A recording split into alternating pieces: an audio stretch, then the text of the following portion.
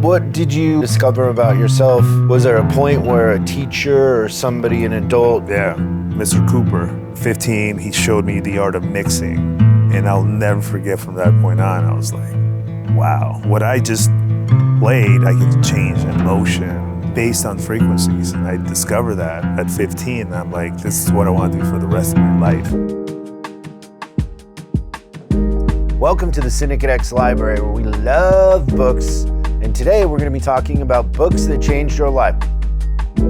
We have an incredible guest, Manny Marroquin, who has 13 Grammy Awards for his professional audio work. He resides in Los Angeles, California, and works from Larabee Studios. Manny has worked with such artists as Rihanna, Kanye West, Katy Perry, Ed Sheeran, Taylor Swift, Rosalia, The Weeknd, Justin Bieber, Post Malone, Bruno Mars, John Mayer, Tupac, Mariah Carey, Janet Jackson, John Legend, Alicia Keys, Sia, Lana Del Rey, Linkin Park, and many more. The book that changed his life and we are going to discuss today is The E-Myth by Michael Gerber.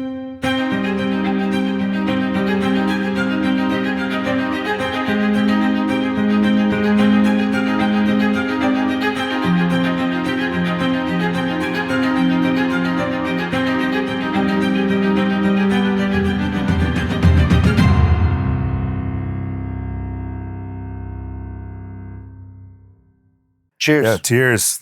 Thank you for having me.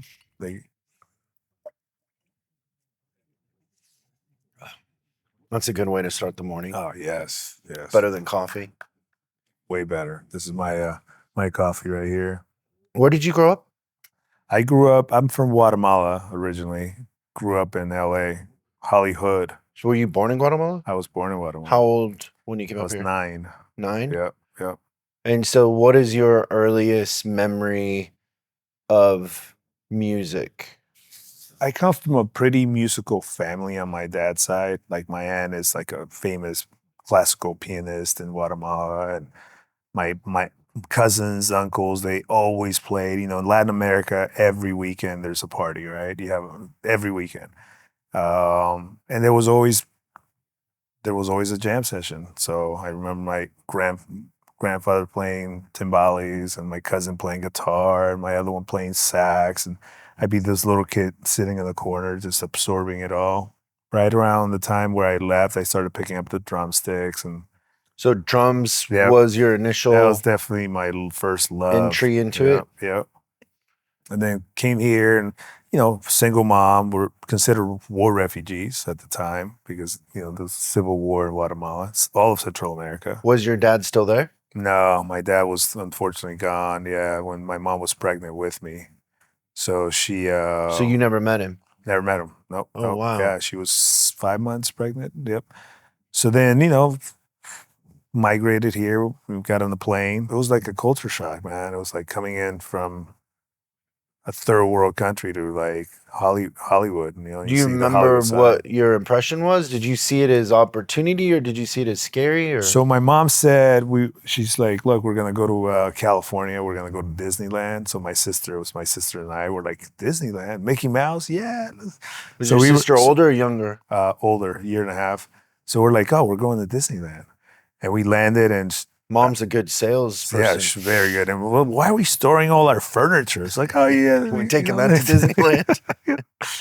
We got here, and we're like, it was a Thursday, November 11th or 10th. We land, and I remember seeing the bluest skies because Guatemala is tropical. There's always clouds, and they're moving fast. It's like, you know, like rains for 20 minutes, and then blue skies, and then rains again. And here's just the bluest of skies. And the first thing I see is a theme building at LAX. I'm like, I'm gonna get a tattoo on my neck of that shit to remind me. That's the first thing I saw in America. And my first meal was Chinese. I never had Chinese food in my life. You know, it comes with little, you know, boxes. I'm like, what the hell is this, right? And then by Monday, we were in school. And my sister and I were like, why the fuck are we in school? Like, where's Disneyland? You know, I thought we were going Now, to do the you speak beach. English? No, zero. Wow. Yeah. So they put us in ESL, which is English as your second language. Basically, it's like having a disability in a way. They put you in the corner. You know, it's kind of they try to teach us English and not learn anything really. So right there alone, you're disadvantaged, right? But my mom she's a hustler, was smart. She put us in English school, tutor every day, 2 hours a day. And then 3 months later, we're still like, man, where's Disneyland? Shit, I want to see Mickey Mouse.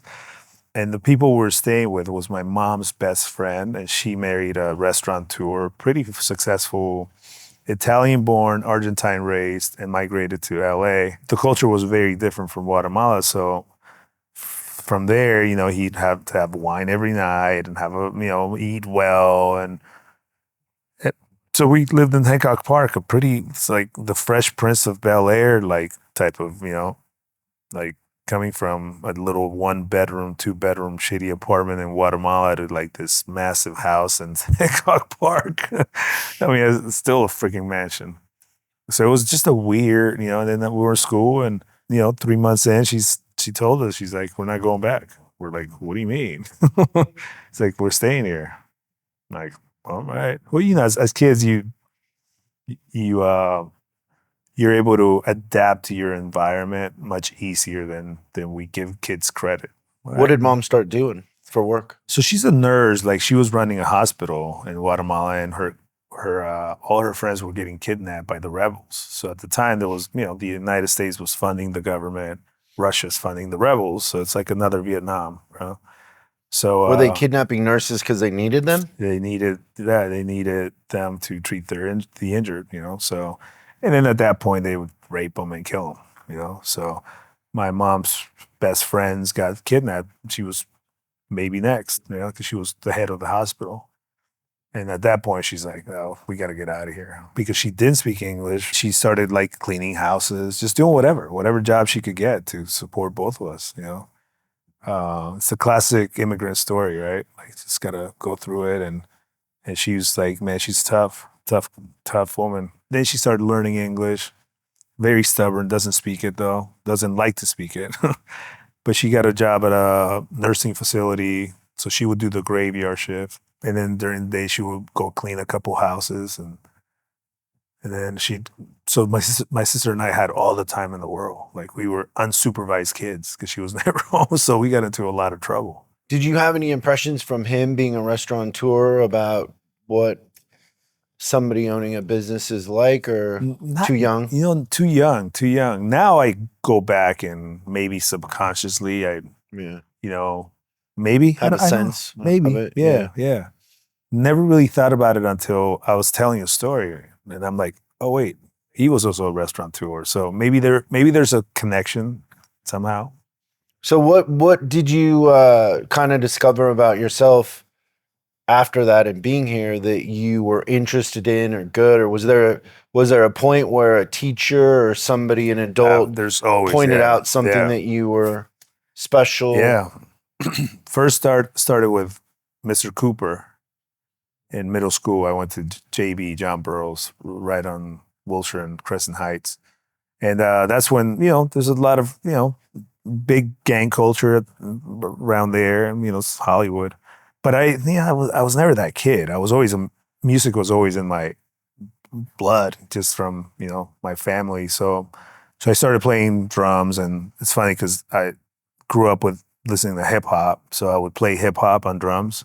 But then all my friends that were musicians, they all listened to rock music. So then I was playing rock and hip hop, and I feel like before Rage Against the Machine, we had a buddy that would rap over hard hip hop beats. And it was, that was the culture that I grew up in. It was like Rage Against the Machine, where we all it felt natural that they would coexist. Mm-hmm. Yep. So that kind of got me out of trouble, man. When I say music saved my life, it saved my life, because if I didn't find that, I would have been with all my other friends that are knuckleheads, and who knows what would have happened. So I ended up going to this music school, which that's what saved my life, because I would have gone to my home school, which was Hollywood High, and Hollywood High at the time was like, it's just not the best of schools there was no middle class. Either you were, that, someone's son or, daughter, or you're at the bottom, you're like just hustling. So I knew that that was not going to be a good school for me. So I ended up going to Hamilton, which is in Culver City. I mean, that meant that I had to get bussed in. I'd get up at 5, bus would pick us up at 6:30, take us to school, or maybe even 6, get there by 7. School starts at 7:50. And we didn't go to school, we went to school from 7:50 till 4.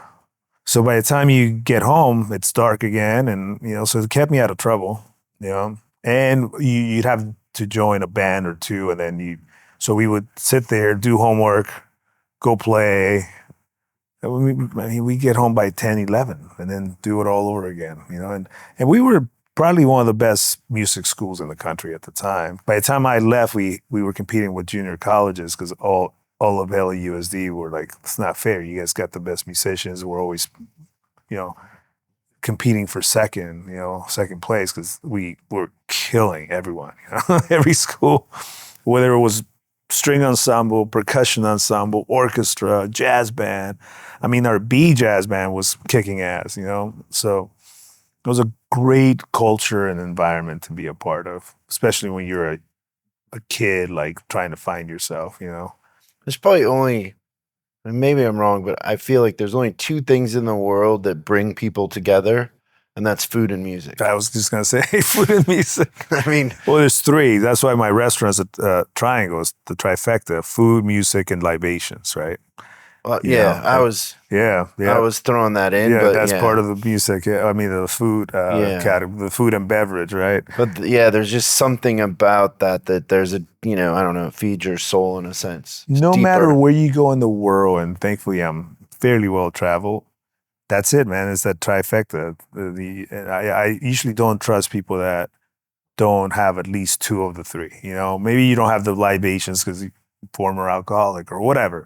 Because I've met people that don't like music. I'm like, how do you not like music? I worked for a guy like that.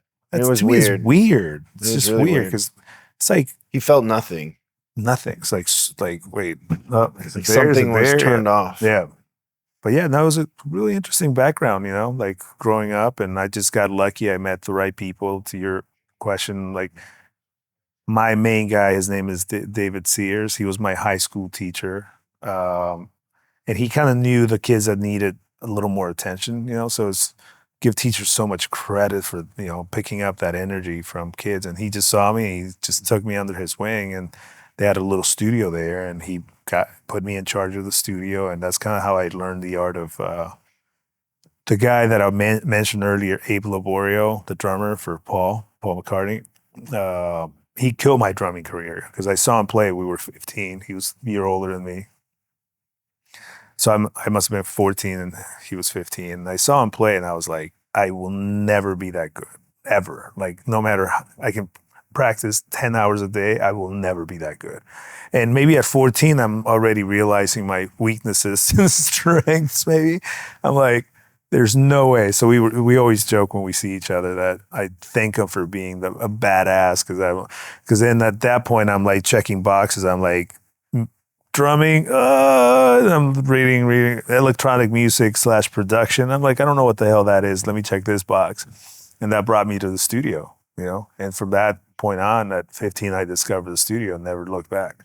That was it. 15, he showed me the art of mixing. And I remember doing the song, probably a crappy song. And then he listens to it and he goes, oh, okay, now you got to mix it. I'm like, what do you mean mixing? What's mixing? It's like, oh, I'll show you. He took the time. There were only 5 kids in the class. Took the time. He's like, this is how you do it. And then had a reel-to-reel tape machine and had a little desk. And I'll never forget from that point on, I was like, wow, I can't believe you can change emotion. What I just played, I can change it based on frequencies, right? The world's all about frequency. Everything's a frequency. And that's equals emotion. And I discovered that at 15. And I'm like, this is what I want to do for the rest of my life. I'm still doing it, at a high level. And I love it more now than ever, So that's been, almost 30 years. What was the first book you read? You know, at school we would read a lot of, just the typical books that, I remember reading Mice and Men and Handmaid's Huckleberry Finn. Yeah, exactly. A lot of Walt Whitman books. And you would read them? I read them. You did your book report like a good student? I did, but I learned later in life that I'm slightly dyslexic. So it would take me a long time to read because I would want to make sure I slowly understood what I was reading. So it'd take me a little longer. That's why I like audiobooks. And it's funny because later I learned that there's a lot of successful people that have slight dyslexia, so it makes your brain go to a different level of learning. So I read them and I would grasp onto things, but I can't say I was really into it. At that point, music was my life. So, but Catch-22, I remember really liking that book in high school, or middle school. So yeah, there's been, the books that they make you, Fahrenheit 451, and like just those books. But then later I wanted to, just learn more about things, about leadership and about business. And I started reading more book, which brings us to, the E-Myth, where it kind of, those are the books that kind of change your life, right? And that's the one that changed my life. My business manager gave it to me maybe, 20 years ago. So where's your career at that point? Like, do you own a studio? No. At that point, I'm like, I'm a mixer. And what did you mix up until that point? You were proud of? One of my first records that I mixed that got me a lot of attention. I was 21, and it was a Whitney Houston song called "Heartbreak Hotel," which Faith Evans and Kelly Price. So that was like, people took notice. Yes, the right people. They would call me. It's like, hey, I didn't know you mixed that. Didn't give me a lot of work necessarily, but it kind of put me in the different level. Conversation. Yeah. And I was 21. And then from that point on, my career never did this, which I'm happy. I'm glad that it never took off like that. Yeah. Just grew. Just kind of grew. Slow growth. It's like that was a good mutual fund, So how old are you when you're introduced to the E-Myth? 28 maybe. 28? Yeah. So you done Whitney. What else had you done up until then? And at that point, I was doing a lot of R&B. I was doing a lot of I did Whitney, Toni Braxton, the Braxtons, Christina Aguilera, a lot of Babyface. Gosh, so much stuff. But in R&B and hip hop, Spice, Cam, Battle Cat, DJ. So what do you think about your career at that point that your business manager feels like you need that tunnel book? vision? Yeah. I had the blinders on. I wanted to be, the best mixer in the world. That was my goal from 15 or whenever, when I discovered it. So it was very focused on just building my career, like never look back. And my business manager at the time noticed that, I wanted more. I just wanted, just more growth, really. And he would always, he gave me a book called Silver Spoon when I had kids. And in this case, he gave me the book at the perfect time, which was at 28. I was trying, it's a crucial age for every man, right? Or you're going to turn 30, and yeah, you're like pre-30. You're still a knucklehead. You still have youth, but not wisdom, So he just gave me the book at the perfect time where I was trying to grow my mixing knowledge and career. This before I became an entrepreneur. So he gives you the book. How long does it take you to start reading it from the time? So I was bi-coastal for a long time. I had between here and New York. New York, yeah. So I remember reading it on the plane. Did you ever fly Virgin? Yeah. Oh, I miss Virgin so much. Oh man, it was the best. I did that a lot too, and I stopped doing it when Virgin got bought.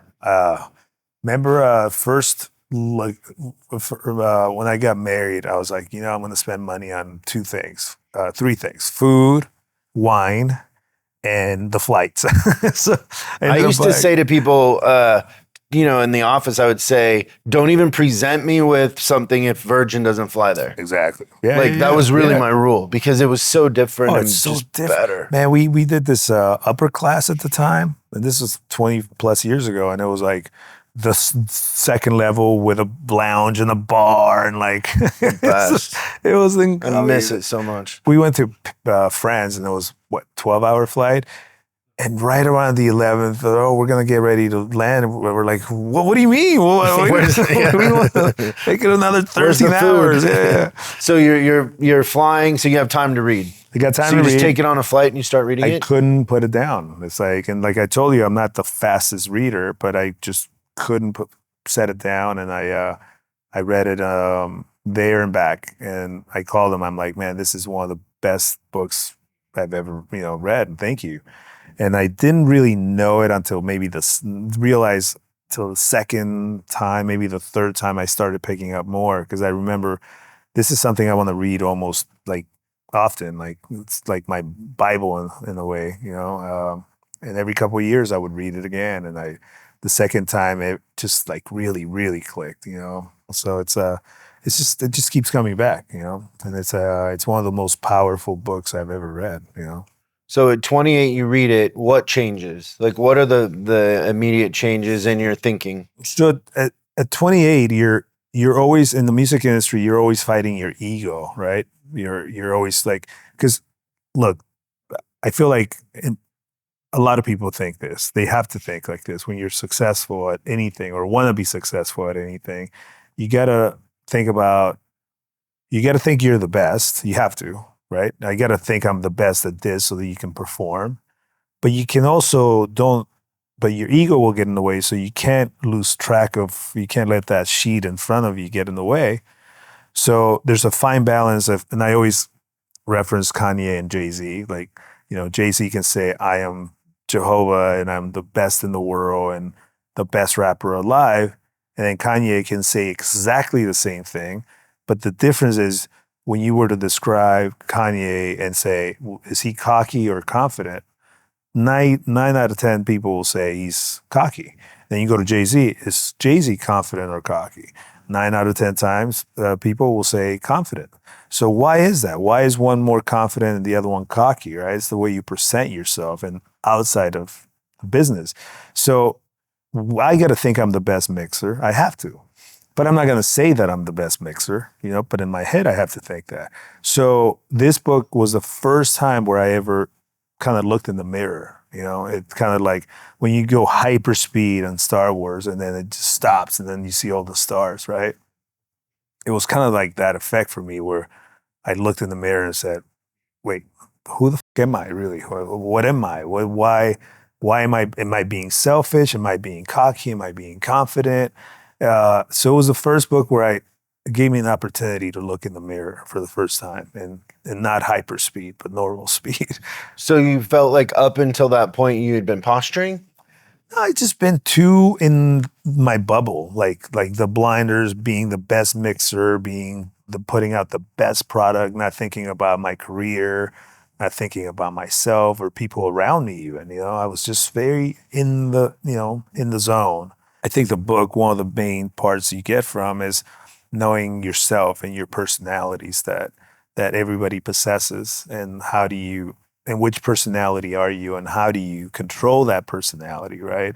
So for example, he talks about every single one of us has the manager, the entrepreneur, and the technician, right? And one of the examples in the book is, blue collar employee that wants to expand and open up her own business. She happens to be a good baker, and she opens up her bakery, right? So in her mind, right, just to give you an example, when you become a business owner, you got to be a technician. And in her case, you got to have the best pies. You just have to if you're going to sell a pie.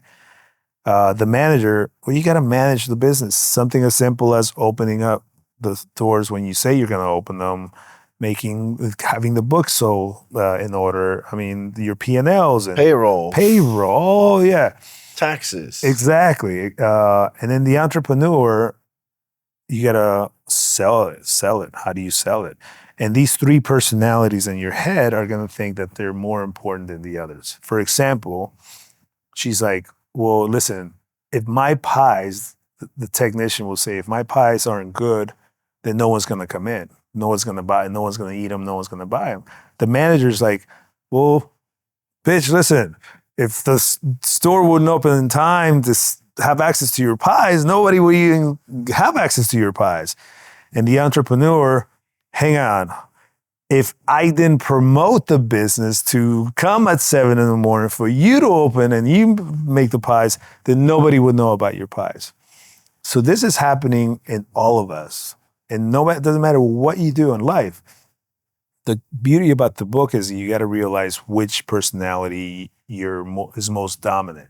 So were you a technician up until that point? I'm a technician, exactly. And so the manager and the entrepreneur didn't exist.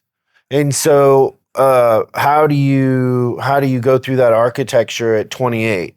Like, what are you thinking now? Like, these are the things I have to change. Well, I always say there's buyers and sellers for the most part, right? I'm a studio rat. I'm a buyer. I'm not a seller. I don't do a good job selling myself. So that made me realize, like, you got to do a better job selling yourself as a mixer. Because the mindset for the technician is let the work speak for itself. Exactly. So then at that point, I'm like, well, now I got to be an entrepreneur. Now I got to think outside the box and how do you promote yourself? And I have a line of plugins. I have my own headphones. I'm a better seller because of that book.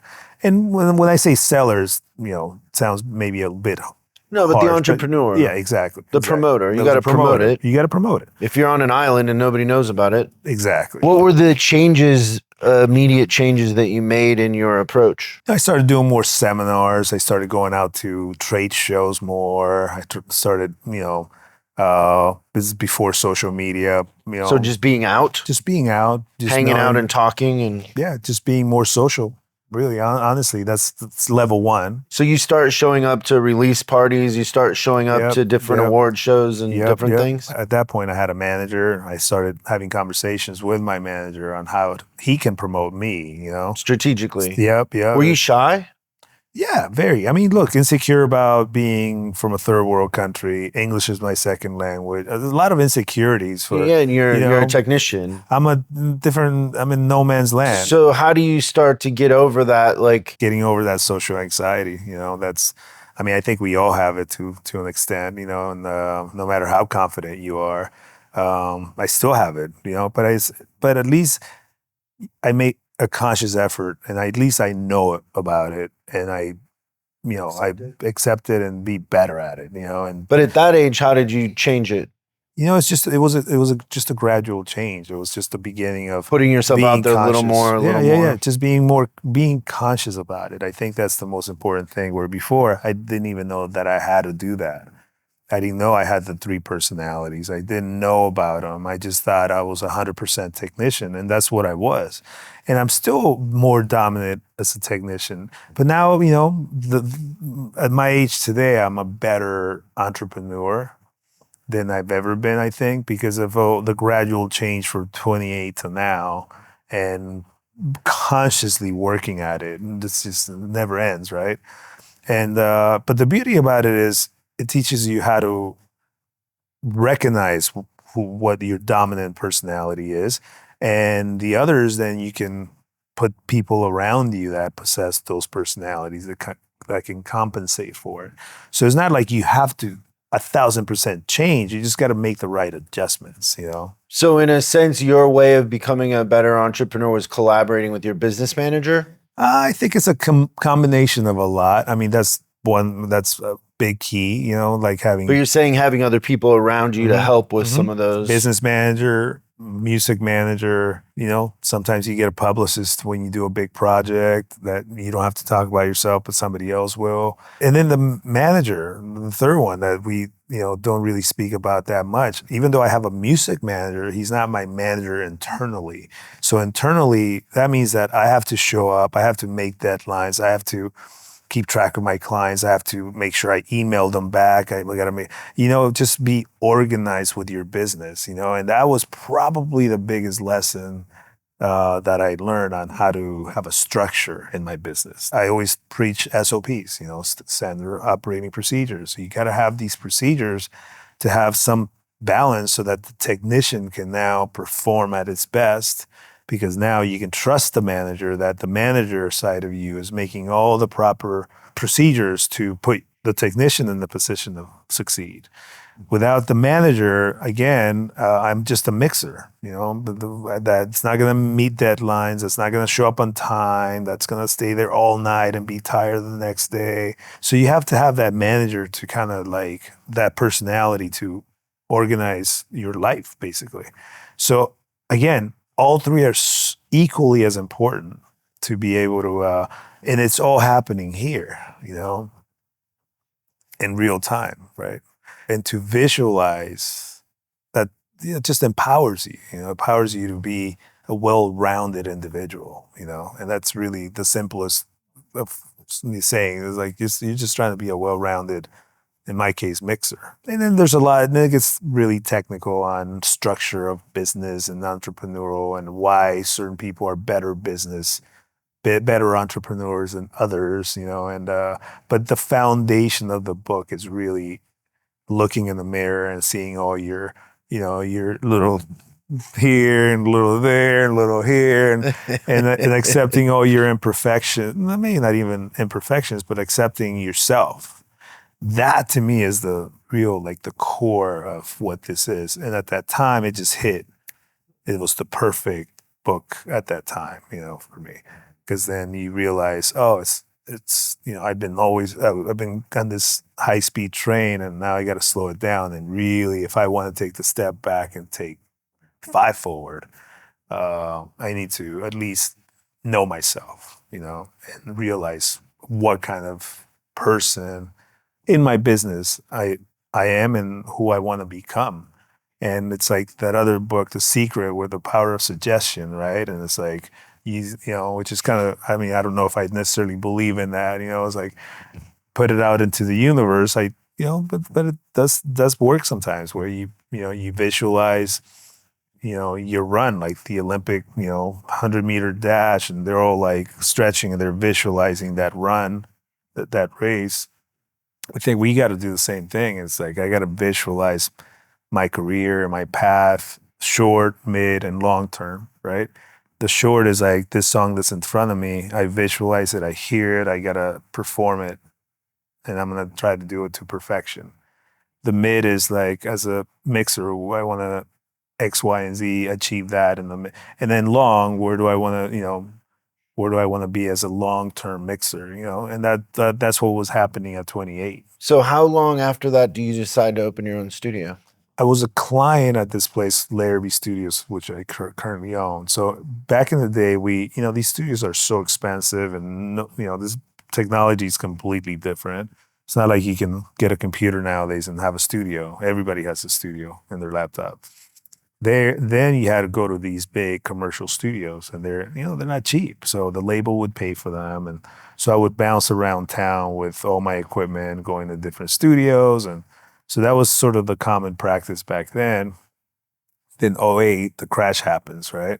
That affected the music industry because at the same exact time, streaming and what's that, Napster, and LimeWire, and all of a sudden, the music industry decides to fight it, right? Which is probably, looking back, not probably, was the wrong thing to do, right? They never embraced that technology. The music industry goes through a 13-year recession, right?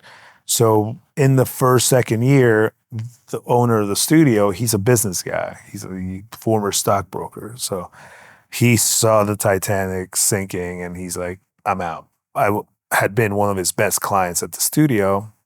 And he asked me, he's like, do you want to buy it? I'm like, absolutely not. I'm a studio rat. I'm not a studio owner, But then going back to the E-Myth, I'm like, well, growth, and you have to long-term and visualize what that's going to be like. Because I didn't know anything about studios, running them. I know how to use them, but not run them. That's a whole different path. So then I have one of my rooms is the Giorgio Moroder room. And for those of you who don't know who Giorgio Moroder is, look him up. He's basically the architect of disco. He kind of invented disco. So in 1979, disco dies, right? So his career ends. So then how to reinvent your career, he started doing soundtracks. And he did Scarface, he did Top Gun, Flashdance. He did all the big films, so he became a soundtrack guy now. of course, if you're a soundtrack guy, you got to move to LA. He moves here and looks for a studio, finds this place, builds 2 rooms, and this is one of the rooms that I'm in. You know, and he was here for 5 years and went back. So Kevin is his name. He's like, look, man, if I sell Larabee, if I sell the studio, you got George's room. Someone's gonna want it, and they're just gonna move in. And I'm like, wait a minute, come again. So the takeaway is what got you to think about getting it is you didn't want to lose. I didn't want to lose my room, and I've done so many like records there. It was so superstitious. I'm like, there's no way I'm gonna lose my room. So then I call my businessman. I'm like, man, there's a studio. I mean, it's up for sale. He's giving me an opportunity to buy. And my businessman goes, are you out of your fucking mind? Of course not. Don't do that. And I'm like, because everybody's mindset is the sky is falling. It's done. Yeah. What kind of console was in that room? I'm an SSL guy. Like, oh, really? SSL. Not a Neve guy? Not as a console. Neve sound is incredible, but as a console, I think SSL has done a great job, like with routing and all of that. You know, all the automated faders, and all that stuff. Yeah, flying faders on Neve was always so faulty. Yeah. I remember in the Neve at London Bridge in Seattle. Yeah, man. They would call us in and like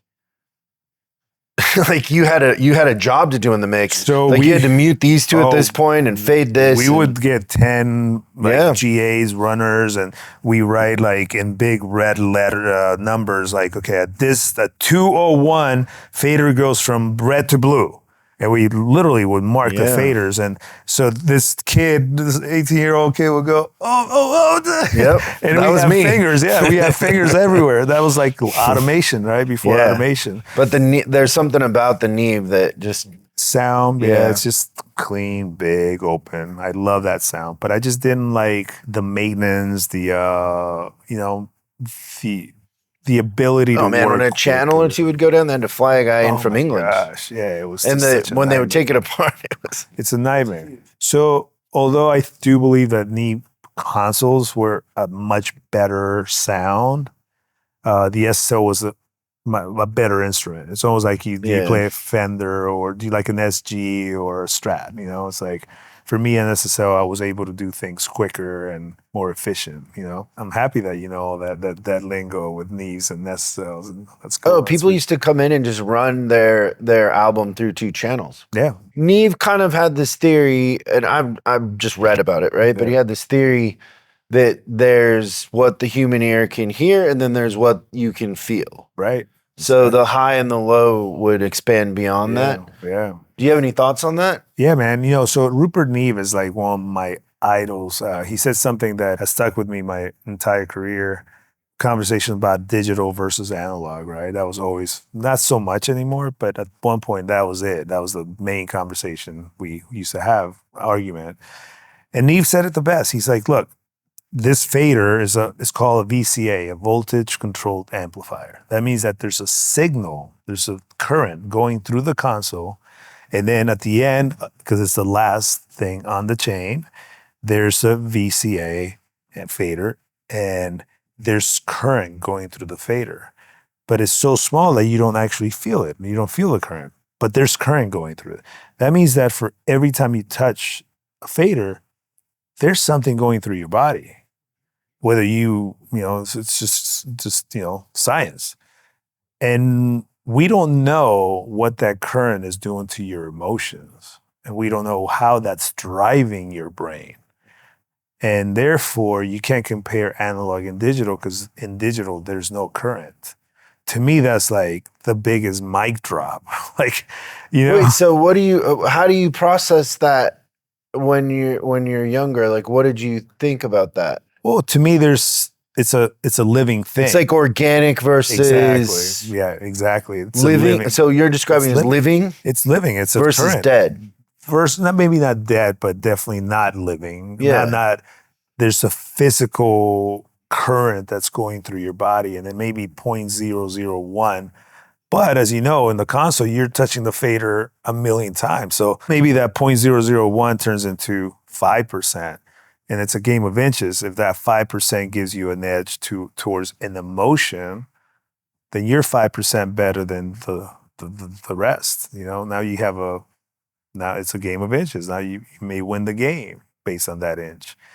So I'll never forget when he said that. And to this day, I'm like, well, there's a current going through it and you're performing a mix instead of just, it's funny in my studio, my monitor's like this big. It's like, and people come in, they're like, what? Because most studios now or engineers have these massive monitors. Let me just do the smallest screen that I don't want to even look at it. I mean, it hurts my eyes even looking at it.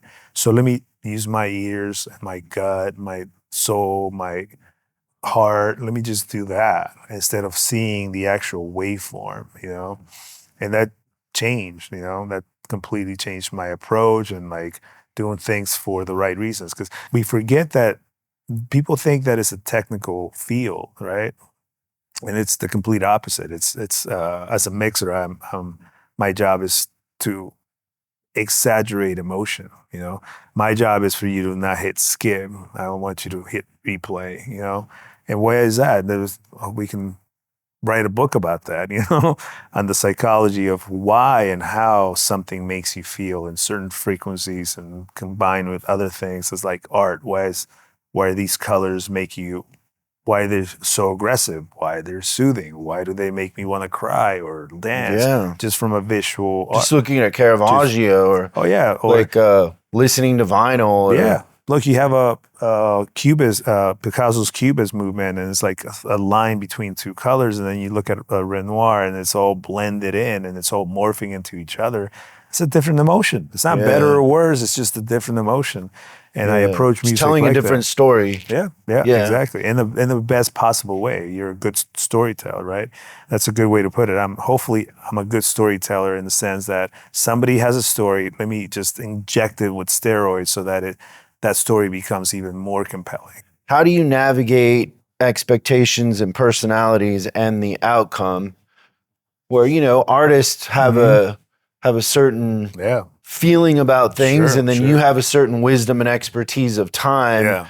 How do you approach that with what now at 52? Yeah. Artists are artists, right? I mean, they're artists for a reason. They're right brain thinkers. They're dreamers. And do you consider yourself an artist? Yeah, absolutely. Okay. Yeah. I have to be. I have to think of an artist because I'm utilizing the right side of my brain. So I think that anybody that utilizes the right side of the brain on a 50-50, not even a majority or, you have to be an artist because now the right side of the brain, which is the brain that we don't really utilize as much, it's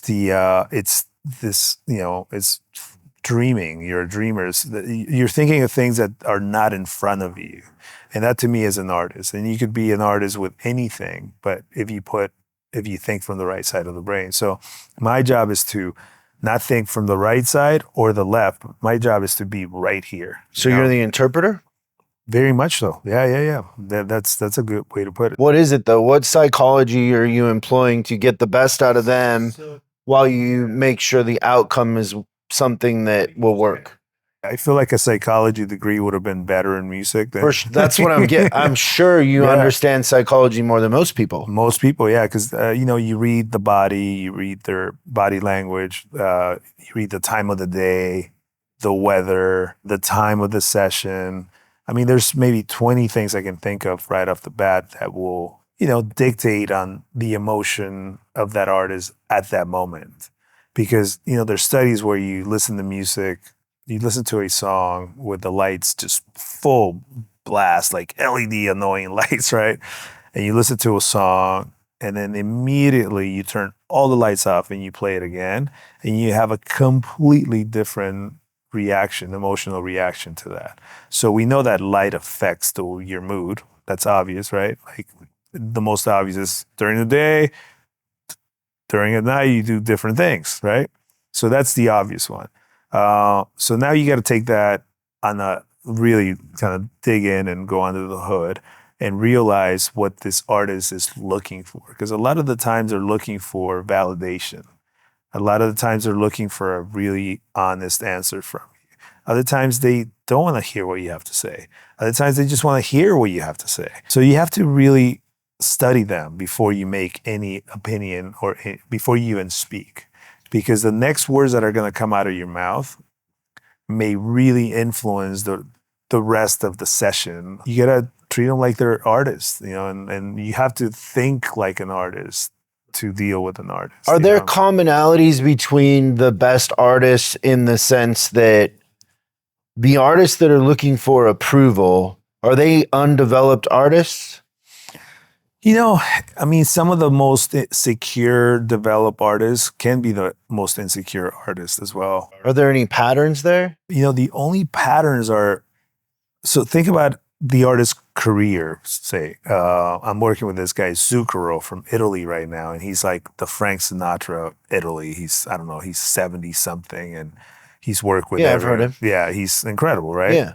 And he's probably not an insecure artist, but he's looking for validation, and he's in Italy, I'm here, and we're doing it through emails and calls and all that. But he's a vulnerable artist. And if you were to talk to him and not know who he is, you would think this is his first album. And he's probably made 20, 25 albums, So I don't think age has anything to do with it.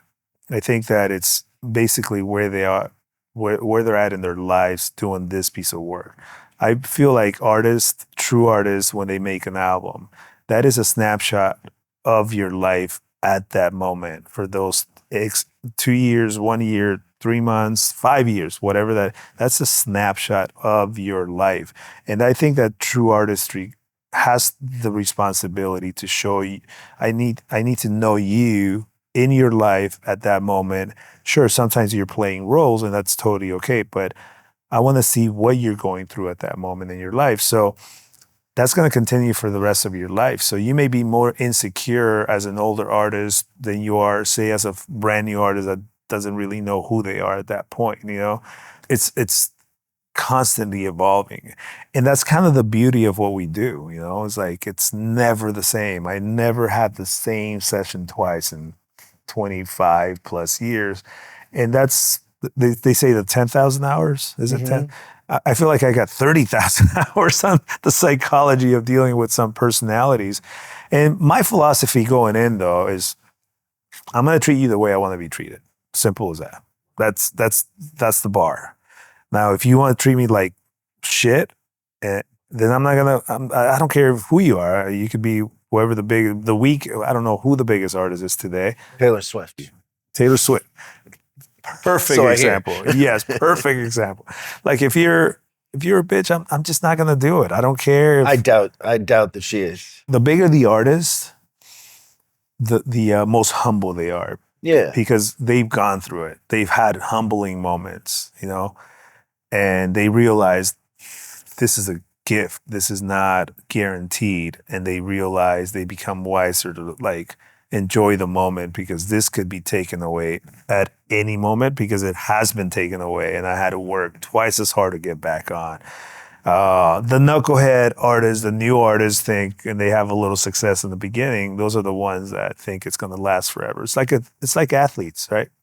Like you see all these veteran athletes, you see it in the NBA. They're all like the nicest. When you knock the other player, they're the first ones that want to help and rule number one, you don't help the opposing players get up, That's like the thing.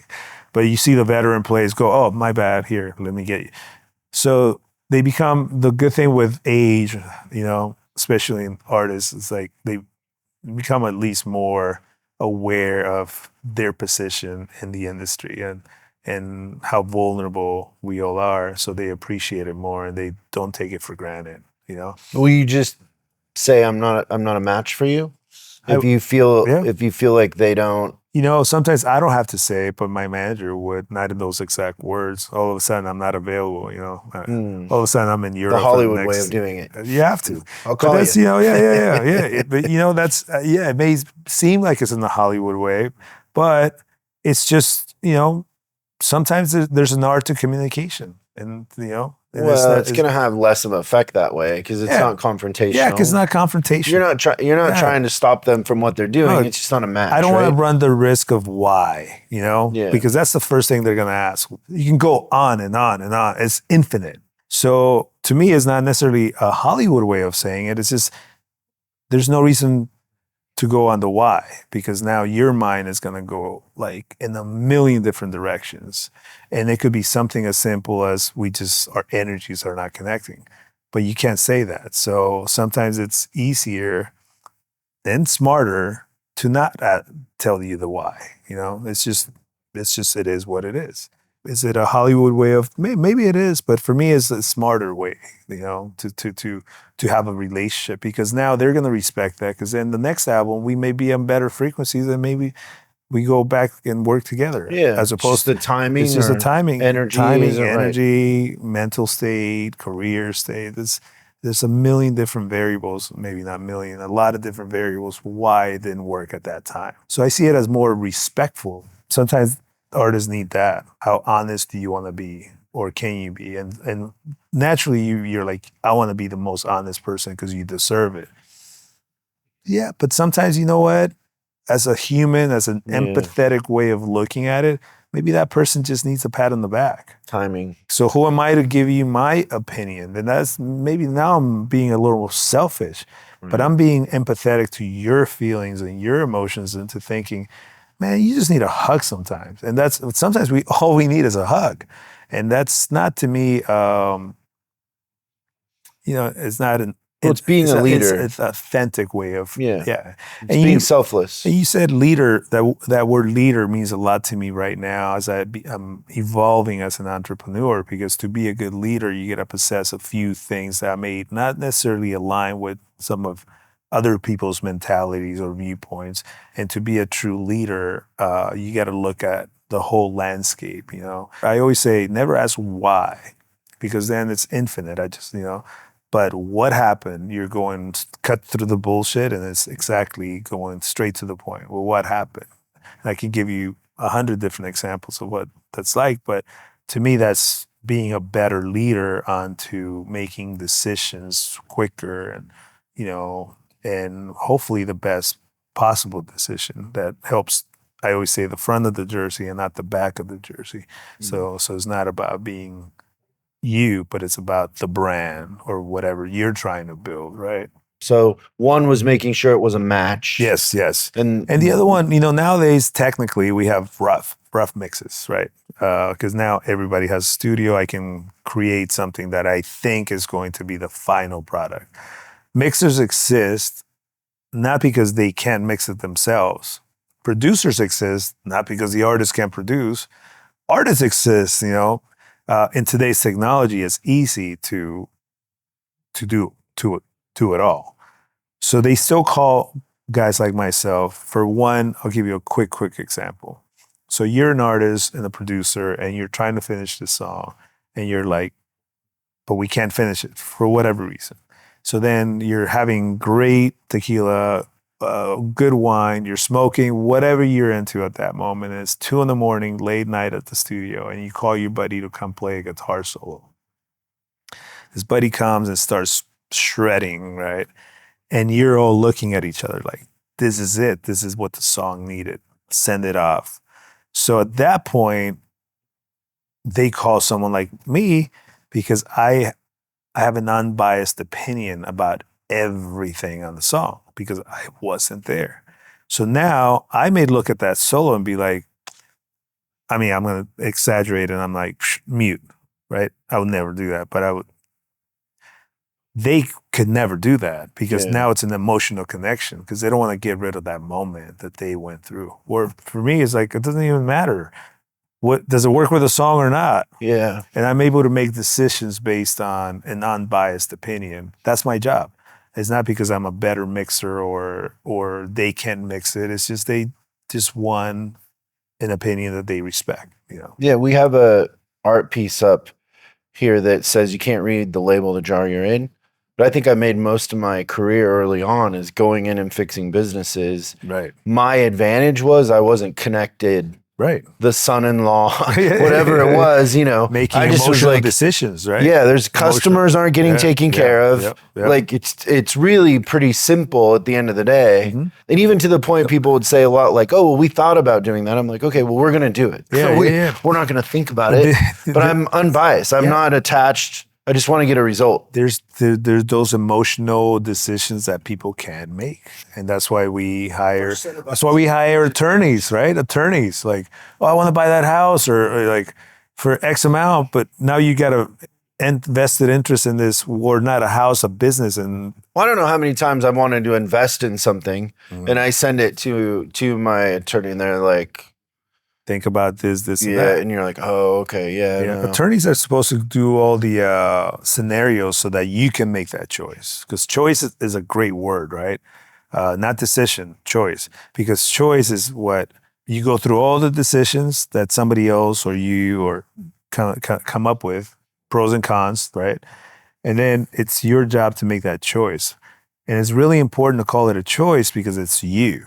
It is what it is. So that means that if it fails or succeeds, it's your choice. You can live with that if it fails, and you can, I mean, not to take the credit, but you can live with whatever choice you made. That's why that word is so important for me, because if I choose to do something, that means that I'm 100% in, for better or worse, as opposed to a decision. A decision is based on other variables. I was watching this thing last night on this guy being interviewed. He's like, well, the reason why I'm not in the NFL is because Roger Goodell, da-da-da-da-da.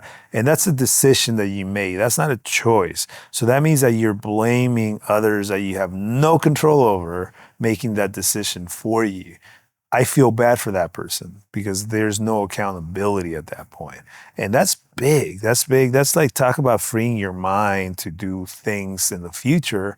I feel sorry for him until he decides to change that mentality of, it was my choice. I'm the one that hit that player and I got paid on the side to as a bounty, because I needed to hurt players.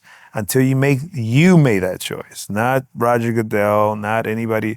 So that kind of triggered, like, when we make choices, it's really important to go through all the variables, the pros and cons, so that you make that choice, right? And that's like what I do in music, and I make that choice and I stick with it. And it may not be the right choice, but at least you made a choice, because at that point, you're gonna have another choice, right? And whatever that choice you make, hopefully it'll be something that you're satisfied. And if you're not satisfied with that choice, then you have another choice. See what I'm saying? Yeah. And it's going to be accountability. And I think that it will free up your mind and to make me hopefully making better decisions through experience. I always see, like, this the beginning of your life, this is the end of your life, right? There's a circle, right? And here's, you hit, boom, say 50, right? There's this side of the circle and that side. On this side is youth, energy. You still got energy and desire and passion and drive. On this side, you have wisdom, because now you have all, when this thing moved here at 20, all you had is energy. You don't have wisdom. Wisdom doesn't come till later. But when you have that sweet spot of wisdom and energy, now you're dangerous in anything you do, because now no one can mess with you, or you've been there, done that type of thing. And you're still energetic to do things that are so crazy that are going to require energy and passion and drive and all. This moves here, that energy's gone. Now you're getting, okay, I don't have the energy for that, right? We've heard it a million times. And the complete opposite. So I feel like that line has always moved, and I've always wanted to move with that, with both things in mind, with enough wisdom and enough energy to execute. Yeah. And that goes back to artistry. It's a great way to look at it. It goes back to the question of artistry. It's like, I want to be able to I'm working with artists that are my kids' age, so how do I relate to these kids? They're like my kids. Well, hopefully I have enough of that side of that circle of energy and be able to relate to them. And what they're looking for me is that wisdom of being been there, done that. And that's how artist personalities, that's how they think too, So navigating artists is like such an art form, Are there commonalities between the artists that are the most fulfilled? Like, maybe they don't sell the most albums, but they're making the best art, and they're doing it their way. Are there commonalities? It's funny because that always changes too. I always talk about art and commerce, right? Like, if you think of artists that we all love, right? You can name any artist that's a classic artist, right? They have the perfect combination of art and commerce. That means that they can make their art. They can make whatever music they want. No label saying, you got to do, no one's pointing at them, telling them what type of music they should be making. freedom. Freedom as being artists. That's art. Commerce is like, now the masses love what they're doing. They're streaming, buying, whatever it is for them to have a financial career, right? And that's really important to think about because everything has to have art and commerce. I always say everything in whatever successful business, you have to have art and commerce. So artists, in dealing with some of these artists, you realize which ones want art, which ones want commerce. And when you choose one or the other, those are the artists that, quote, never quite make it. The artists that are aware, consciously or unconsciously, then those are the ones that are actually, quote, make it.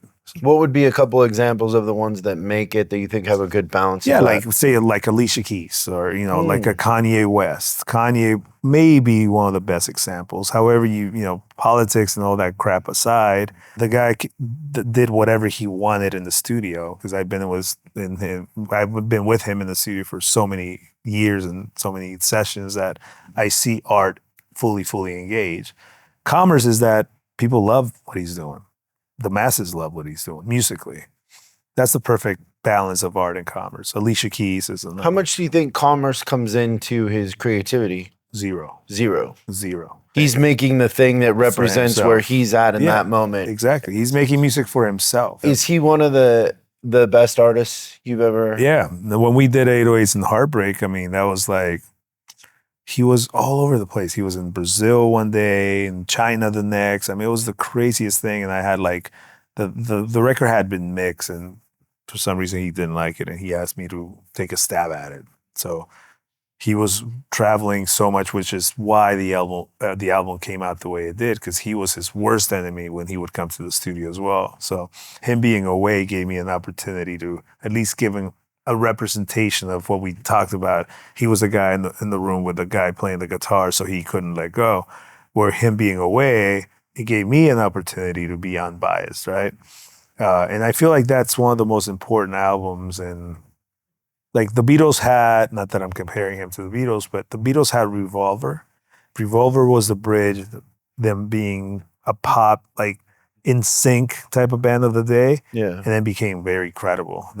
Right? But without Revolver, they would have not been able to make that transition. So Kanye, 808s and Heartbreak is the Revolver in his career, where we had just done Stronger, which was the pinnacle of like music and shifted the way hip hop and pop music, right? And then think about it, he had the biggest song in the world, and then the next album is him singing, which is at the time, it's ridiculous to even think about that. So different. Those albums are so different. So different. But that was, by the way, that was right after Stronger.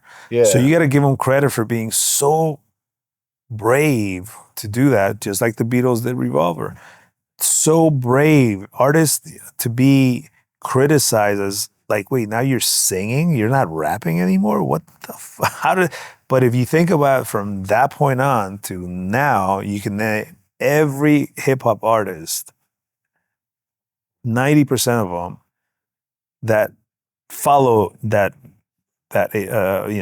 mentality of, or that approach of singing and sometimes rapping. You can name Drake, Travis, Kid Cudi, everyone, every rapper, Roddy Ricch, everyone. It came from that album. How does Pinocchio end up on that album? He always wanted to explain his story, kind of like his documentary, and that's kind of like my least favorite track for me. But he just wanted to kind of explain his process and story. So maybe I get like why you would say least. That's like a bonus track, but it's a great way to end an album. Yeah. No, I at the time I thought also like it takes some of the tension off. Sure, yeah. Some of the it's a very deep, serious album. At the time, his mom passed away as well, so it was like very emotional. Like the coldest winter and all that. It gets kind of heavy. So heavy. Have you learned anything from Kanye? I've probably learned more from him than anybody else that I've worked with. What are the big ones? Being relentless. Yeah, the guy was relentless in the studio. Again, whatever politics and all that, it's a different Kanye today, but Listen, at the I don't think we time, have to apologize for Kanye. At the time, I feel like everything I've done was with him in mind on how he approached music, how he's a puppet master when we were in the studio. He's like, he's controlling all of us, like I'll never forget we were doing Stronger, and I've never given up on a song. And I was in New York working with Alicia, and he wanted to work on Stronger. And I'm like, man, I can only give you 2-3 hours because I'm here with Alicia, and it's not cool if I leave her. Like, so I would do early morning sessions with him at a different studio in the city. And I almost gave up on this one song on Stronger because it was just a tough song. I've been in the studio with a lot of great artists, but very few that they guide you and they explain to you what it is that they're hearing in their head, and you just don't get it. So I'm just gonna start guessing. I'm just gonna start doing things, and maybe something will stick. And then he'll go, "That's it. What'd you do? I don't know. Play it again." And then you listen to it, and you're like, "Oh snap! This guy's totally manipulating all of us to get what he's hearing in his head." That to me is genius level. So is that communication? It's communication without knowing, without being, it's almost like, it's like being a visual artist and I hire a painter to do what my vision is. And I'm saying, well, put some brown here and then stick red across the brown. And you're, as a technician, it's not going to work. It's like, I'm going to put paint over other paint and make this paint even thicker. Do a rag and actually take the rag and just do this to the whole painting. You're like, why would I do that? I just spent 5 days doing these, like, yeah, but take a rag and do that. And then you do this, and the painter, the technician's like losing his mind or her mind. Like, why would I do that? And then, oh, wait, okay, that's it. We got it. That's it. And then the technician goes back and looks at it and goes, whoa, what the heck? I would have never done that. That's a genius. So yeah, there's very few people that I've been in the studio that I can say that, that manipulated my mind into. There's before Kanye and after Kanye. I mean, really, that's true for some artists, but he's one of a handful. I agree. Listen, I met him when he was 17 years old, and I have, and again, I could write a book about my experiences with him in the studio. We've done so much. And so last question, sonically, best albums. There's one that comes to mind is John Mayer's Continuum.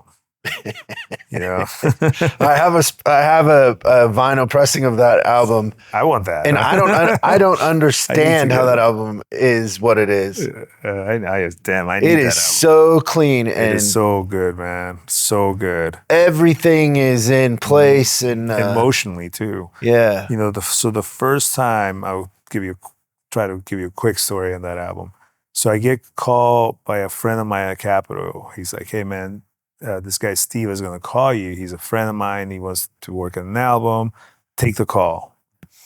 Calls the studio. I take the call. We sat there for an hour just talking about. He goes, "Hey man, I'm Steve. I played on If I Ain't Got You by Alicia." It's like, "Oh, you play drums? Oh, I didn't know that." Like, "Yeah, man, the way you made that sound, man, that's what I'm looking for, man. So I got this project I want you to like." And then we just kind of veered off into, I don't even remember. An hour later, we were just having a good conversation. And he goes, "Cool, man. Well, listen, are you into it? Do you want to do this?" I'm like, "Yeah." It's like, "Yeah, but you don't even know who it is." Like, I mean, do I need to know who it is? It's like, "No, yeah, I guess you don't, but it's the new John Mayer." And at the time in music history, John Mayer for me was, "Your body is a wonderland." Yeah. He's a singer-songwriter that's trying to get the chicks, and like, singer-songwriter world that I'm not in that world. So like, yeah, no big deal. John Mayer, whatever, right? Get the first song. It's called Gravity. I mix, which is such a great song. That snare on that song? Exactly. That kick and snare is just like, Oh, oh yeah, it's so delicious, right? So then I get Gravity and I start working on it.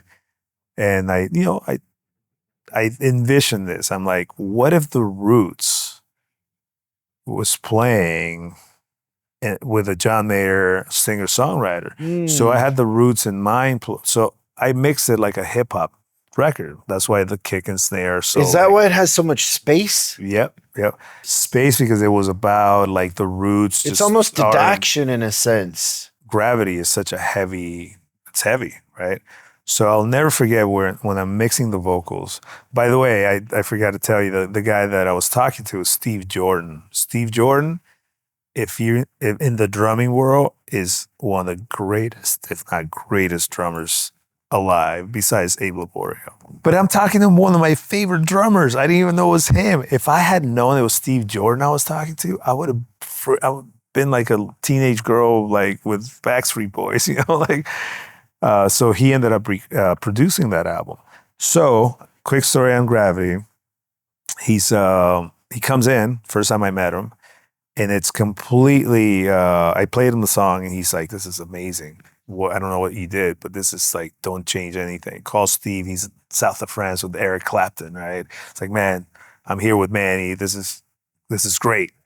It's like, I don't think I have any changes. So then he goes, let's play it again, right? Played it again, and he goes, hey man, what's on my vocal? Just curious. And I'm looking at the desk, I'm like, nothing. It's like, what do you mean nothing? It's like, there's nothing. It's just the EQ and compression. It's like, wait, there's no reverb or delay or any sauce or like nothing. It's like, did you mean to do that? I'm like, I subconsciously, but not consciously. He goes, okay, well, yeah, all right, sounds good, cool, done, right? So a few months later, he's shooting a video and calls me about Gravity because he's playing the album. He goes, hey man, I'm still really uncomfortable with that vocal. It's so dry. It's like, can we try 2 versions with 2 different treatments? And I'm like, all right, well, I did 2 versions with 2 different reverbs. And he goes, I like B or whatever, right? Well, cool. So then he's playing the final album for Donnie Ienner at Columbia. And Donnie, give him the credit, he's a president at the time. Gravity comes on, he goes, hang on, man, this doesn't feel the same. There's something different. And he goes, typical New York president label, like calling his assistant. It's like, bring me that CD, demo, like plays the demo or whatever the CD was. And he's like, what? That's it, man. That's the song. He's like, oh, that's the one, because we only had 2 versions. That's the one without the first mix.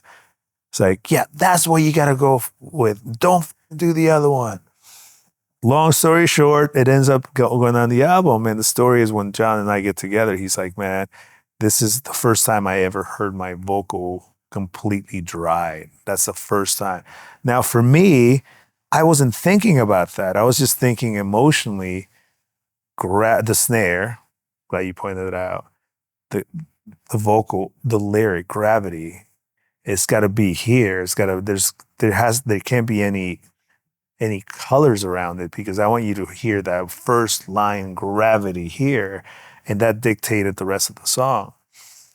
He could never make that decision. So It goes back to what I was saying earlier, like you hire me because it's an unbiased opinion. And to this day, he's like, man, that's my favorite mix of all time because that's the first time I heard myself sing without anything like that. And usually when you do that, you expose yourself completely. It's like being naked again, Yeah. And not a lot of singers can get away with that.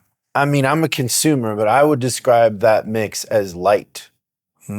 Yeah. Like the subject is heavy, but it's open. Yeah, I can see. It has a lot of space, depth. Like Coltrane or one of them would say, it's what matters is what happens between the notes, right? And I think in today's world, there's too many notes, right? There's very few. Everyone wants to fill it up. Yeah. It's exactly. Say add. There's such an art form to take away. Yeah. And I think that's a good example of like It's what happens album, between man. the notes. Yeah, it's a great album. It's one of my favorite albums. Any other ones? Favorite albums? Just sonically. Sonically, man, there's so many. You know, I worked on this this new album, Paramore, that we just actually won a Grammy for it. Paramore, This Is Why. It's an alternative album, but sonically, if you have your system, you should listen to it. There's something about it. You just got to listen to it from beginning to end. Sometime you're gonna come over. We got to listen to some records. Yeah, My system at home is different than this, but yeah. I'd love it. Yeah. We always talk about playing some vinyl too. Like, you know, I got a pretty good setup. You'd be impressed. Yeah. I'd love that to. John Mayer will blow me. Yeah. It'll bring me right back to that moment. On my speakers. It's nuts. Yeah, nuts. Just so emotional. There's so much emotion in it. Yeah, man. Same thing with, I have 808s on vinyl. It's pretty good pressing. Yeah. You know, the Rihanna too, that's another great album sonically. Portugal the Man. Man, I could just go on and on. Album.